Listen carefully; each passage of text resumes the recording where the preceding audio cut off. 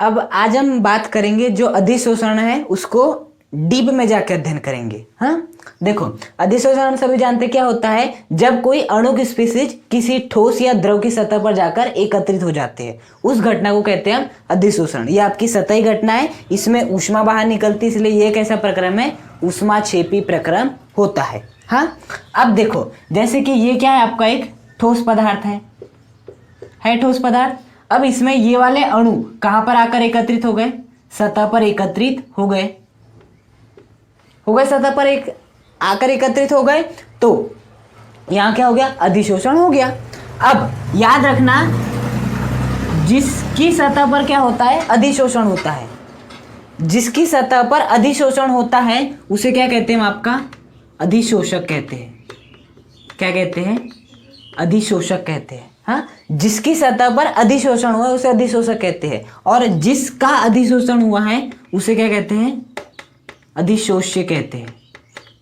क्या कहते हैं, अधिशोष्य। हाँ, अधिशोषण की घटना में जिसकी सतह पर अधिशोषण होता है, अभी इस ठोस की सतह पर अधिशोषण हो रहा है, तो ये वाला ठोस क्या कहलाएगा, अधिशोषक कहलाएगा। और किसका अधिशोषण हुआ है, इन अणुओं का अधिशोषण हुआ है, तो ये क्या कहलाएंगे, अधिशोष्य कहलाएंगे। तो अधिशोष्य क्या हो गई, ये छोटे छोटे कण, और अधिशोषक क्या हो गई, आपका बड़ा ठोस हो गया। बात समझ में, अधिशोषण और अधिशोष्य क्या होता है। अब हमें समझना है कि अधिशोषण का कारण क्या है। हाँ, कि अधिशोषण होता क्यों है, ऐसा क्यों होता है कि जैसे कि आपका एक ठोस है, बाहर गैस के अणु आराम से विचरण कर रहे हैं, तो ऐसा क्या होता है कि ठोस के अणु उन गैस के अणुओं को अपनी ओर आकर्षित कर लेते हैं। हाँ, ऐसा क्यों होता है, तो देखो अब हम क्या डिस्कस करेंगे, अधिशोषण का कारण, ऐसा होता क्यों है। देखो जैसे कि आपका ये क्या है, कोई भी ठोस पदार्थ, तो ये क्या है, आपका ठोस पदार्थ है। प्रत्येक ठोस पदार्थ या कोई भी पदार्थ किससे मिलकर बना होता है, अणुओं से मिलकर बनाता है, अणु परमाणु से मिलकर बने होते हैं। हाँ, तो मैं मान लेता हूं ये क्या है, आपके अणु है। क्या है, अणु है। अणु समान रूप से क्या रहते हैं, आपके वितरित रहते हैं, इस प्रकार से वितरित रहते हैं। तो ये वाले अणु को देखना, ये वाला जो अणु है वो चारों ओर से घिरा है, चारों ओर से घिरा है, मतलब कि इसमें जो आपका नेट बल होगा वो क्या होगा, शून्य होगा। हाँ, इस पे ये भी बल लगा रहा है, ये भी बल लगा रहा है, ये भी बल लगा रहा है, ये भी लगा रहा है, ये भी बल लगा रहा है, ये भी लगा रहा है। हाँ, तो कुछ नहीं कर सकता है, पूरी तरह से संतुलित माना जाएगा। हाँ, लेकिन यदि मैं बात करूं ये वाले अणु की बात करूं, तो इस वाले अणु पे केवल नीचे वाले अणु वो लगा रहे हैं। हाँ, ये वाला अणु लगा रहा है बल, ये वाला लगा रहा है, लेकिन ऊपर तो कोई नहीं है ना, ऊपर तो कोई नहीं है। सतह पर तो मतलब जो सतह पर जो उपस्थित अणु है वो असंतुलित बल है, मतलब उन पर असंतुलित बल आरोपित हो रहा है। संतुलित बल, असंतुलित बल क्या होता है, संतुलित बल का मतलब होता है जब सभी ओर से क्या बल आरोपित हो, तो उस प्रकार के बल को कहते हैं संतुलित बल, जो कि कहाँ रहता है, अंदर के अणुओं में मौजूद रहता है। हाँ, लेकिन असंतुलित बल किसे कहते हैं, जब आपके चारों ओर से बल आरोपित ना हो। इस अणु पर जो कि सतह पर उपस्थित है, यहां से बल आरोपित हो रहा है, यहां से हो रहा है, यहां से हो रहा है, यहां से हो रहा है, यहां से हो रहा है, लेकिन ऊपर से आरोपित नहीं हो रहा। उसी प्रकार से इस पर यहां से हो रहा है, यहां से हो रहा है, यहां से हो रहा है, यहां से हो रहा है, लेकिन ऊपर से आरोपित नहीं हो रहा। यहाँ इस पर यहां से, यहां से, यहां से, हर जगह से हो रहा है, लेकिन ऊपर से कोई नहीं हो रहा। तो यहां से एक बात समझ में आती है कि सतह पर जो उपस्थित अणु होते हैं वे असंतुलित बल द्वारा जुड़े रहते हैं, असंतुलित बल द्वारा जुड़े रहते हैं, जिसके कारण ये क्या करना चाहते हैं, आकर्षित करते हैं जो अणु है, जो कि जैसे कि मान लो गैस के अणु ऐसे बाहर आसानी से घूम रहे, तो ये क्या करते हैं, असंतुलित बल उपस्थित होने के कारण, कौन सा बल, असंतुलित बल उपस्थित होने के कारण ये वाले जो अणु रहते हैं इन अणुओं को अपने साथ ऐसे खींच लेते हैं और उन्हें क्या कर लेते हैं, अपनी सतह पर कर लेते हैं, मतलब संचित कर लेते हैं। एक प्रकार से यहाँ पर क्या बनता है, आपका एक कोई इनके बीच में बल पाया जाता है। अब वो तो वॉन्डर वॉल बल हो सकता है या आपका रासायनिक बंध हो सकता है, कोई भी हो सकता है। अधिशोषण भी दो प्रकार का होता है, उसे भी पढ़ेंगे हम, एक भौतिक और एक रासायनिक, उसे भी पढ़ेंगे। लेकिन उसके पहले समझो अधिशोषण का कारण क्या है। अधिशोषण का कारण यही है कि जो आपके सतह पर जो उपस्थित अणु रहते हैं वो किस बल द्वारा जुड़े रहते हैं, असंतुलित बल द्वारा जुड़े रहते हैं, जिसके कारण वो क्या करते हैं, अन्य अणुओं को अपनी ओर आकर्षित करते हैं। और वो आकर्षित चाहे तो वॉन्डर वॉल बल द्वारा कर सकते हैं या आपकी कोई भी रासायनिक बंध द्वारा कर सकते हैं। हाँ, तो इसी घटना के कारण सतह पर उपस्थित जो अणु रहते हैं वो क्या करते हैं, आकर्षित करते हैं जो बाहर अणु रहते हैं, और किसकी घटना हो जाती है, अधिशोषण की घटना आपकी हो जाती है। बात आई समझ में? अधिशोषण क्या होता है, अधिशोषण में अधिशोषक क्या होता है, अधिशोष्य क्या होता है, अधिशोषण का कारण क्या होता है, ये असंतुलित बल द्वारा जुड़े रहते हैं जिसके कारण ये बाहर उपस्थित अणुओं को अपनी ओर आकर्षित कर लेते हैं, अधिशोषण आपका हो जाता है। बात आई समझ में? अब जो आपका अधिशोषण होता है वो कितने प्रकार का होता है, 2 प्रकार का होता है। अधिशोषण के प्रकार डिस्कस कर रहे हैं, तो अधिशोषण जो बेसिकली होता है वो कितने प्रकार का होता है, 2 प्रकार का होता है। एक होता है आपका भौतिक अधिशोषण और एक होता है आपका रासायनिक अधिशोषण।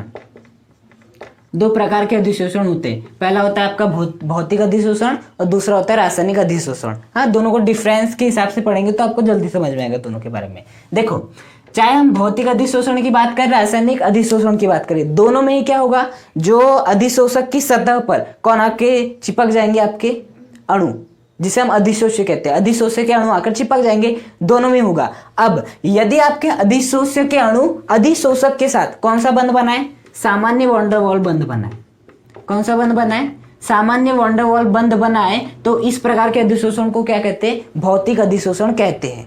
लेकिन यदि क्या हो, जो आपके अणु आ रहे जो कि चिपकने वाले हैं सतह पर, यदि सतह और उन अणुओं के बीच में कौन सा बंध हो, कोई रासायनिक बंध हो, कौन सा बंध हो, रासायनिक बंध हो, प्रबल रासायनिक बंध हो, तो इस प्रकार के अधिशोषण क्या कहते हैं, रासायनिक अधिशोषण। मतलब ये क्या हो गई, आपकी पदार्थ हो गया, ये हो गया पदार्थ की सतह। अब इस पर जो आपके अणु चिपक रहे हैं, हाँ, वो कोई विशेष प्रकार का क्या बनाए, रासायनिक बंध बनाए, तो इस प्रकार के अधिशोषण को क्या कहेंगे, रासायनिक अधिशोषण।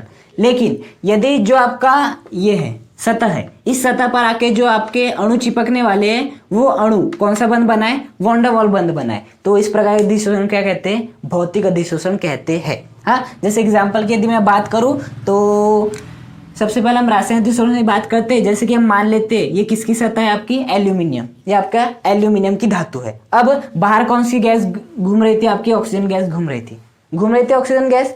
तो इस ऑक्सीजन गैस ने यहाँ पर आके क्या बना ली, बंध बना ली। कौन सा बंध बनाया, रासायनिक बंध, और किसका निर्माण कर ली, Al2O3 का निर्माण कर ली। किसका निर्माण कर ली, Al2O3 का निर्माण कर ली। और यदि यहाँ के एग्जाम्पल की बात करें तो देखो यहाँ पर एल्यूमिनियम और ऑक्सीजन के बीच में कौन सा बंध पाया जाएगा, रासायनिक बंध पाया जाएगा। रासायनिक, अब वो सहसंयोजी बंध हो सकता है। हाँ, जबकि यहाँ की यदि मैं बात करूँ, जैसे कि आपकी गाड़ी है, उस गाड़ी पर मिट्टी के कण आकर चिपक जाते हैं, है ना, तो उसे आप समझ सकते हैं भौतिक अधिशोषण से। हाँ, ये वाले एग्जाम्पल को याद रखना, वो गाड़ी का जो टायर होता है या गाड़ी पर आके मिट्टी के अणु चिपक जाते हैं, ये होता है आपका भौतिक अधिशोषण। ये बहुत काम देगा आपको आगे समझने में। और रासायनिक अधिशोषण का क्या है कि जो आपका एल्यूमिनियम की सतह पर ऑक्सीजन आकर चिपक जाएगा। हाँ, तो प्रबल यहाँ रासायनिक बंध होता है, जबकि यहाँ दुर्बल क्या पाया जाता है, वॉन डेर वाल्स बंध पाया जाता है। परिभाषा क्या बनेगी, वह अधिशोषण जिसमें अधिशोष्य के अणु और अधिशोषक के अणु के बीच में कौन सा बल पाया जाता है, वॉन डेर वाल्स बंध पाया जाता है। और वह अधिशोषण जिसमें अधिशोष्य के अणु और अधिशोषक के अणु के बीच में प्रबल रासायनिक बंध पाया जाता है, क्या कहलाता है, आपका रासायनिक अधिशोषण कहलाता है। दूसरे अंदर की बात करें तो देखो, यह प्रकृति में विशिष्ट नहीं होता है, प्रकृति में विशिष्ट नहीं होता है, जबकि ये क्या होता है, प्रकृति में विशिष्ट होता है। अब ये विशिष्ट होने या ना होने का क्या मतलब है, देखो जैसे कि हम बात करें भौतिक अधिशोषण, वो कहीं पर भी हो सकता है। आपके मिट्टी के जो कण रहते हैं वो कहीं पर भी आके चिपक सकते हैं। ऐसा नहीं कि भेदभाव करेंगे, नहीं मैं इसकी गाड़ी पे चिपकूंगा, इसकी गाड़ी पे नहीं चिपकता, ऐसा नहीं करता। जहां पर भी मिट्टी कण आ जाए और वो किसी भी गाड़ी पे चिपक सकते, तो ये प्रकृति में विशिष्ट नहीं होते। लेकिन यहाँ ऐसा नहीं हो सकता, ऐसा नहीं हो सकता कि यहाँ पर जो आपकी एल्यूमिनियम की धातु है उसके साथ कॉपर अभिक्रिया कर ले। कभी देखो आपने AlCu जैसा कोई यौगिक देखो कभी नहीं। हाँ, तो एल्यूमिनियम सभी को नहीं बुलाता अपनी ओर, है ना, वो केवल विशिष्ट लोगों के बीच में पाया जाता है, क्योंकि ऑब्वियस ये बात है यहाँ पर जो आपका बंध है वो रासायनिक बंध है, और रासायनिक बंध अरे गहरे के साथ नहीं बनता, वो विशिष्ट लोगों के साथ ही बनता है। जैसे एल्यूमिनियम ऑक्सीजन के साथ ही क्रिया करके क्या बनाएगा, हाँ, Al2O3 बनाएगा। वो ऐसा नहीं कि एल्यूमिनियम कॉपर के साथ अभिक्रिया करके आपका रासायनिक बंध बना लेगा, नहीं। इसलिए ये बंध, ये जो आपका ये वाला अधिशोषण होता है, ये प्रकृति में विशिष्ट होता है, जबकि ये प्रकृति में विशिष्ट नहीं होता। जो मिट्टी के कण है वो किसी की भी गाड़ी पे आके चिपक जाते, चाहे वो कार हो, मेरी गाड़ी हो, आपकी गाड़ी हो, किसी की भी गाड़ी हो, आकर चिपक जाएंगे बस वो। जबकि ये नहीं, विशिष्ट लोगों के बीच में, जैसे एल्यूमिनियम ऑक्सीजन के साथ या एल्यूमिनियम किसी और के साथ, जो उसके साथ बंध बना सकता है, एल्यूमिनियम कॉपर के साथ बंध नहीं बना सकता। देखो, जो आपका भौतिक अधिशोषण होता है ना, ये उत्क्रमणीय प्रक्रम होता है। उत्क्रमणीय मतलब जिसे पलटाया जा सकता है। जैसे आपने पढ़े हो, जैसे यदि आपका N2 + H2 मिलकर क्या बनाता है, NH3 बनाता है। ये आपका कैसा प्रक्रम है, उत्क्रमणीय प्रक्रम है। मतलब यदि N2 H2 मिलकर NH3 बनाते हैं तो ये भी हो सकता है कि आपका NH3 टूट कर क्या बनाएगा, N2 H2 बनाएगा। ये होती है उत्क्रमणीय अभिक्रिया। मतलब जब ये दोनों मिलकर ये बनाते हैं, इसका मतलब कि ये यदि टूटता है तो ये दोनों वापस मिल सकते हैं। इसलिए आपको हमेशा ये वाला निशान मिलता है जब भी आप ये वाली अभिक्रिया पढ़ते होंगे, क्योंकि आपकी उत्क्रमणीय अभिक्रिया होती है। इससे ये बन सकता है, इससे ये बन सकता है। हाँ, तो जो आपका भौतिक अधिशोषण है वो भी इसी प्रकार का प्रक्रम होता है, उत्क्रमणीय। जैसे कि मैंने आपको बताया था भौतिक अधिशोषण के लिए गाड़ी पर मिट्टी का लग जाना। हाँ, गाड़ी पर मिट्टी जम गई, ये हो गया आपका N2 और H2 मिलकर NH3 बना लिए। हाँ, गाड़ी अलग थी, मिट्टी अलग थी, मिट्टी आके गाड़ी पे चिपक गई, मतलब आपका NH3 बन गया। हाँ, अब क्या होगा, यदि आपने अपने हाथ से मिट्टी को हटाया तो मिट्टी हट जाएगी, मतलब कि NH3 किस में टूट जाएगा, वापस N2 H2 में टूट जाएगा। मतलब जैसे मिट्टी आके जमी थी वैसी मिट्टी आपकी निकल जाएगी। हाँ, इसलिए भौतिक अधिशोषण कैसा प्रक्रम कहलाता है, उत्क्रमणीय प्रक्रम कहलाता है। हाँ, जैसे मिट्टी आके जमी वैसे निकल गई। और ये कैसा प्रक्रम है आपका, अनुत्क्रमणीय, मतलब इसे वापस पलटा नहीं जा सकता। अब जरा सोचना, मिट्टी को हमने हटा क्यों दिए, ये वाली मिट्टी हट कैसे गई, हमारे हाथ लगाती, क्योंकि यहाँ पर बहुत ही दुर्बल वॉन्डरवॉल बल था। गाड़ी और मिट्टी के बीच में बहुत ही दुर्बल वॉन्डरवॉल बल था। हाँ, जबकि यहाँ पर कैसा है, प्रबल रासायनिक बंध है। जैसे कि एल्यूमिनियम और ऑक्सीजन के बीच में प्रबल रासायनिक बंध द्वारा Al2O3 बन गया। अब इसे हम ऐसा नहीं कर सकते कि थोड़ा सा बल लगाए और ये अधिशोषण हट जाए, ऐसा नहीं होगा। इसमें तो अधिशोषण हट जाता है। कैसे, जैसे मिट्टी चिपकी, अधिशोषण हुआ, हमने हाथ लगाए, मिट्टी निकल गई, अधिशोषण खत्म हो गया। लेकिन इसमें ऐसा नहीं हो सकता, क्योंकि यहाँ पर प्रबल रासायनिक बंध बनाए। तो ऐसा नहीं कि एल्यूमिनियम ऑक्सीजन ने अधिशोषण की Al2O3 बनाए, अब हमने कुछ किए और ये Al2O3 वापिस से हट गए, अधिशोषण खत्म हो गया, ऐसा नहीं होगा। इसलिए ये अनुत्क्रमणीय, मतलब N2 और H2 मिलेंगे, NH3 तो बनाएंगे, एल्यूमिनियम ऑक्सीजन मिलेंगे, Al2O3 तो बनाएंगे, लेकिन ऐसा नहीं होगा कि Al2O3 फिर से एल्यूमिनियम ऑक्सीजन में टूट जाएगा। लेकिन इसमें ऐसा संभव है। हाँ, इसलिए ये कैसा है, उत्क्रमणीय, और ये कैसा है, अनुत्क्रमणीय प्रक्रम है। देखो, जो आपका भौतिक अधिशोषण होता है ना, उसमें जो अधिशोषण की एंथैल्पी होती है वो कम होती है, और इसमें रासायनिक अधिशोषण में अधिशोषण की एंथैल्पी कैसी होती है, उच्च होती है। सबसे पहले समझो अधिशोषण की एंथैल्पी का अर्थ क्या है। देखो, ये आपकी सतह थी, इस सतह पर आके आपके अणु क्या हो गए, इस प्रकार से चिपक गए। हाँ, तो यहाँ पर क्या हो गया, अधिशोषण हो गया। अब अधिशोषण जब भी होता है तो क्या होता है, आकर्षण होता है।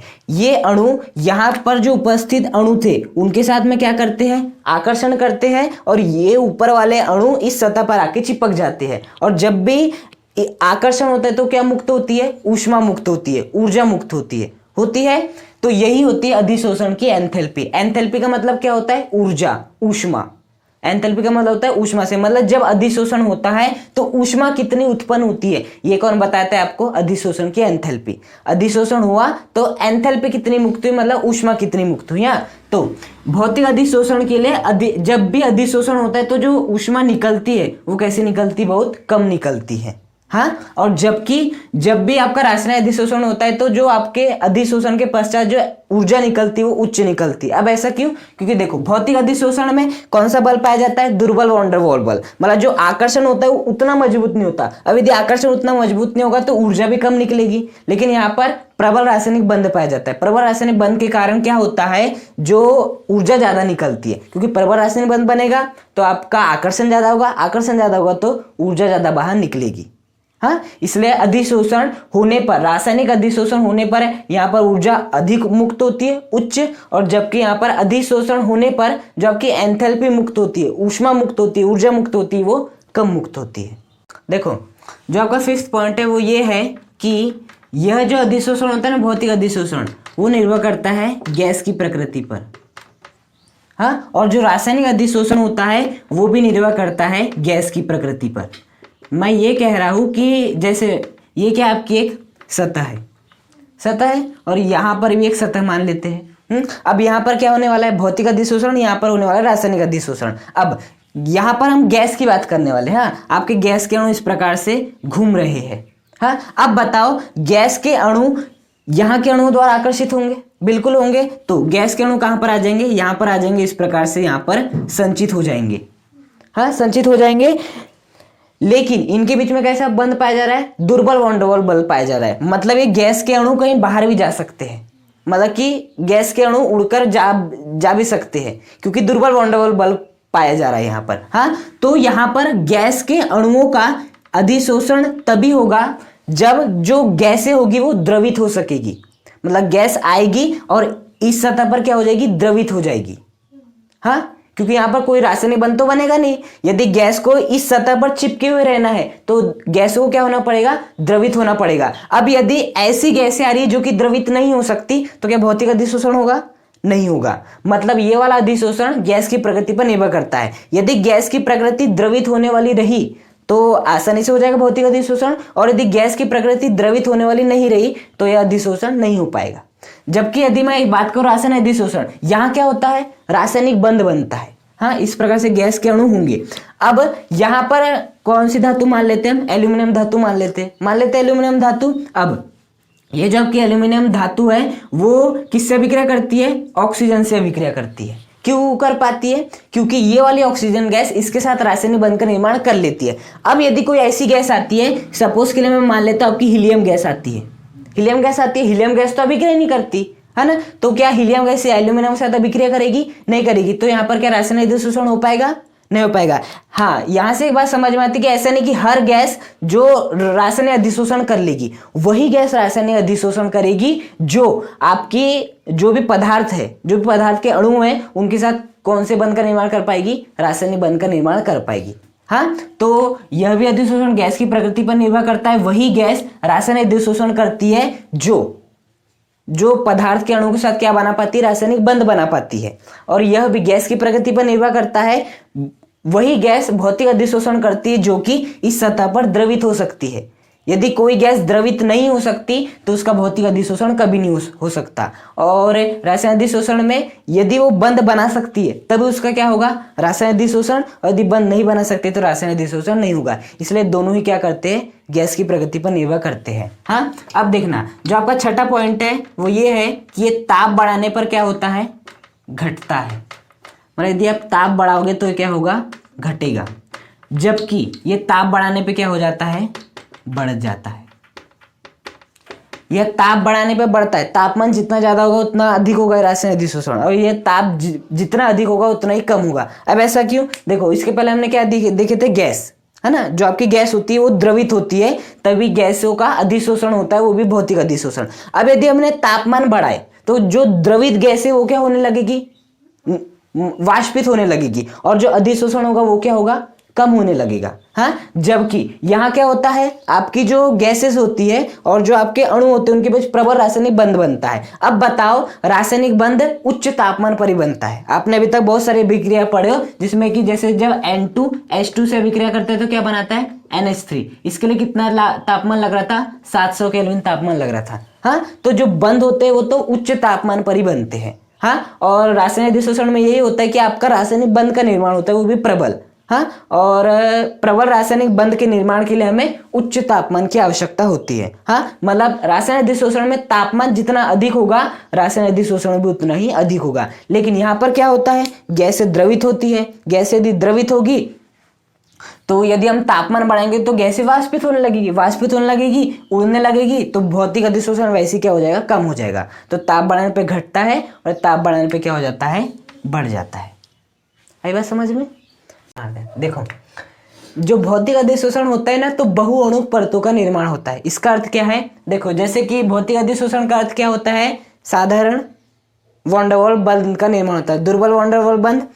और इसका मैंने एक उदाहरण दिया था, गाड़ी पर मिट्टी के अणुओं का आकर चिपक जाना। तो देखो आपके गाड़ी पर यदि एक बार मिट्टी के अणु आकर जम गए तो क्या उसके ऊपर दूसरे जम सकते हैं, बिल्कुल जम सकते हैं। फिर उसके ऊपर और जम सकते और जम सकते और जम सकते हैं। यदि आप साफ ना करो तो बहुत सारी परत 1-2 महीने में जम जाएगी। हाँ, मतलब कि उसमें बहुअणुक परतों का निर्माण हो जाएगा। हाँ, इसलिए भौतिक अधिशोषण में बहुअणुक परतों का निर्माण होता है, जबकि रासायनिक अधिशोषण में क्या होता है, प्रबल रासायनिक बंध बनता है। तो जैसे कि यहाँ पर क्या आपकी एल्यूमिनियम धातु है, यहाँ पर आके आपकी ऑक्सीजन गैस इस प्रकार से चिपक गई। अब ऐसा नहीं होगा कि जो और ऑक्सीजन गैस है वो आएगी और यहाँ पर चिपक जाएगी। क्यों? क्योंकि वो तो अब ये वाली जो ऑक्सीजन गैस है उस एल्यूमिनियम से अभिक्रिया नहीं कर सकती, क्योंकि उससे अभिक्रिया किसने कर लिया है, इन सब ने कर लिया है। हाँ, अब ये वाली ऑक्सीजन इसके साथ तो अभिक्रिया कर सकती, जो कि करती भी नहीं है।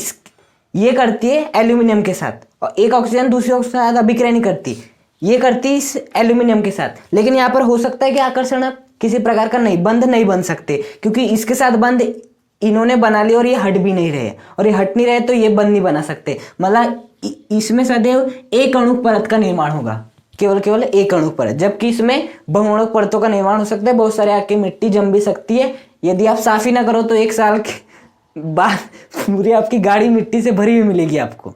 हाँ, यदि आप साफ ना करो तो। साइकिल हर इसमें ऐसी है, जहां पर भी मिट्टी चिपकती है तो बहुत सारी उसके ऊपर अणु परत बनती जाती। हाँ, जबकि यहाँ रासायनिक अधिशोषण में ऐसा नहीं होता, इसमें एक ही परत का निर्माण होता है। हाँ, तो पूछा जा सकता है न्यू टाइप क्वेश्चन में कि रासायनिक अधिशोषण में खाली परतों का निर्माण होता है, एकल अणुक, इसमें बहुअणुक परतों का निर्माण होता है। भौतिक अधिशोषण जो होता है ना, वो पृष्ठीय क्षेत्रफल बढ़ाने पर बढ़ता है, और आपका रासायनिक अधिशोषण भी पृष्ठीय क्षेत्रफल बढ़ाने पर बढ़ता है। अब ये कैसे, देखो मान लेते हैं आपका पृष्ठीय क्षेत्रफल इतना सा है, हाँ, और अगली बार जो सतह ली उसका पृष्ठीय क्षेत्रफल इतना है। अब बताओ यदि अधिशोषण होता है तो यहाँ पर अधिशोषण क्या होगा, कम होगा, और यहाँ पर अधिशोषण क्या होगा, ज्यादा होगा, क्योंकि पृष्ठीय क्षेत्रफल क्या है, ज्यादा है ना। तो सतह जितनी बड़ी होगी पृष्ठीय क्षेत्रफल भी उतना ही बढ़ेगा। हाँ, और यहाँ पर भी वैसे ही, जैसे आपकी एल्यूमिनियम की धातु है, इसका पृष्ठीय क्षेत्रफल इतना आता है, तो ऑक्सीजन का केवल इतने ऑक्सीजन का क्या होगा, अधिशोषण होगा। लेकिन यदि पृष्ठीय क्षेत्रफल क्या है, ज्यादा है, तो ज्यादा ऑक्सीजन के अणुओं का क्या होगा, अधिशोषण होगा। तो चाहे ये हो अथवा ये हो, दोनों ही पृष्ठीय क्षेत्रफल पर निर्भर करते हैं।